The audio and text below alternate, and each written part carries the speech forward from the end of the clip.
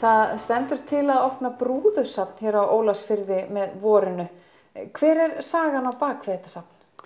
Sagan á bakvið safni eiginlega sagan Helgu Ingólfsdóttur, Keflavík.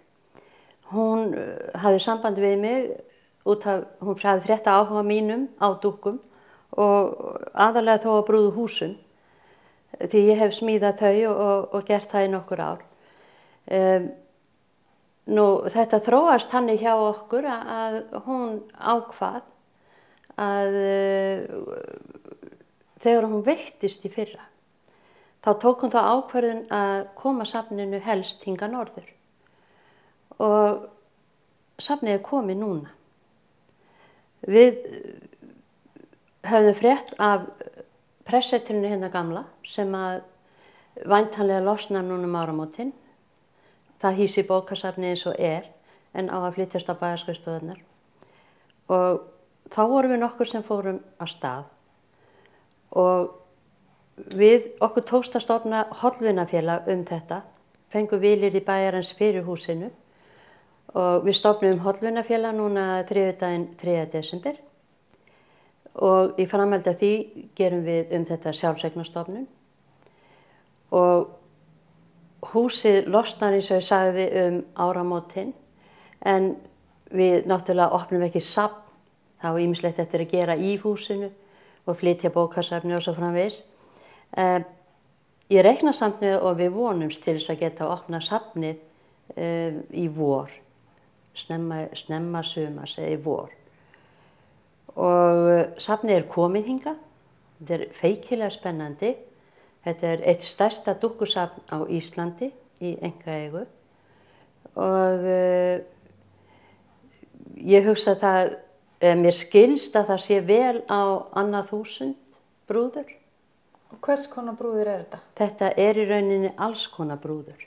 Þetta þjóðbúningabrúður, þetta bara venjulegar leikbrúður eða sem að krakkar leika sig með og þetta eiginlega, í þessu safni má segja að við getum sett upp sýningar bara frá menningu þess tíma sem að brúðurnar eru frá Norðurlöndunum og héðan frá Íslandi.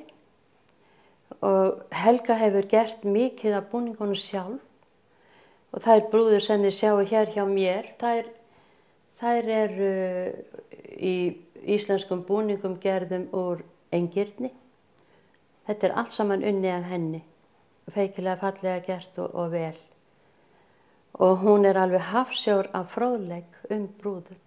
Það ofboðslega gaman að hlusta á hana og bara, það svo mikil eldmóður í henni og henni svo mikil hjartans mál. Og þetta svo sem ekki bara brúður í þessu safni, það líka leikföng í kringum þetta. Við stefnum á það við Helga að því að Barbie á nú 55 ára afmæli í sumar.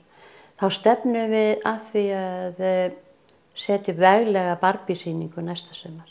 Ég hugsa að það verið byrjunin hjá okkur. En þetta mjög gamlar brúður í þessu safni? Já, bæði og. Þær alveg aftur í bara upp úr 1900 og liggum við fram til dagsins í dag. Ég held hún Barbie alveg aftur í þá fyrstu. En hvernig kom það til að hún fór að safna brúðum? Ég ekki viss hvernig það kom til. Ég reyndi bara aldrei spurt hana að því. En hún hefur haft þennan áhuga greinilega mjög lengi. En hvað heldurðu að svona safn gerir fyrir bæinn? Ég held að svona safn hjálpi til við það að fólk stoppar aðeins við hérna. Okkur vantar eitthvað svona til þess að fólk staldri við. Við erum búin að fá kaffihúsi, ég búin að opna hérna gallerí og þegar þetta safn verður komið, því að við ætlum ekki bara að hafa þarna brúðursafn. Við verðum þarna með fleiri smásöfn. Það bara hér í bænum, þá alls konar smásöfn til og ég vona að fólk komið með þau til okkar og við getum sett upp til dæmis sýningar tímabundið og svo framvegis. Ég nefni servéttusöfn, prógramasöfn. Ég er þegar búin að fá eitt svoleiðis. Og það eru steinasöfn, það eru jólasveinar og bara nefndu það. En þetta hús verður eingöngu fyrir svona smásöfn.